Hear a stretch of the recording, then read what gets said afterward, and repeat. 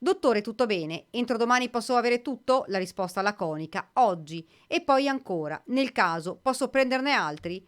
È una delle conversazioni tramite Telegram avvenute tra un acquirente e il venditore. Sul piatto, falsi Green Pass rafforzati, il blitz della polizia nelle ore scorse, un'operazione che ha portato le forze dell'ordine a Treviso e Venezia. Lo chiamavano dottore, ma non fa parte di alcuna categoria sanitaria. Così, due associazioni criminali straniere avevano messo in piedi un vero e proprio giro d'affari redditizio. Nel Trevigiano è stata indagata una donna di 54 anni, era stata licenziata da una fabbrica a Pordenone perché non voleva né vaccinarsi né tantomeno effettuare i tamponi. Attualmente lavora presso una cooperativa Onlus di Treviso, probabilmente utilizzando il Green Pass falso che aveva acquistato per 300 euro.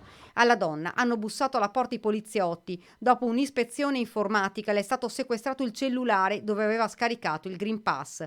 A Venezia sono due invece le persone coinvolte. Si tratta di padre e figlio, 57 e 27 anni, entrambi disoccupati. Gli inquirenti stanno continuando ad indagare perché nei telefonini sono stati trovati messaggi che potrebbero coinvolgere altre persone residenti nel Veneto.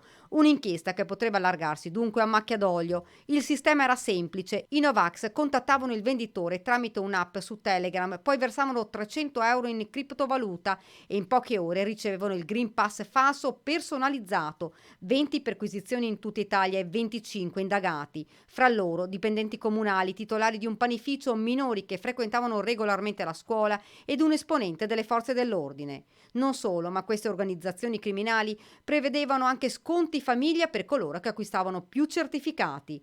All'esame dei poliziotti anche alcuni conti correnti italiani utilizzati per far transitare i pagamenti per l'acquisto dei Green Pass.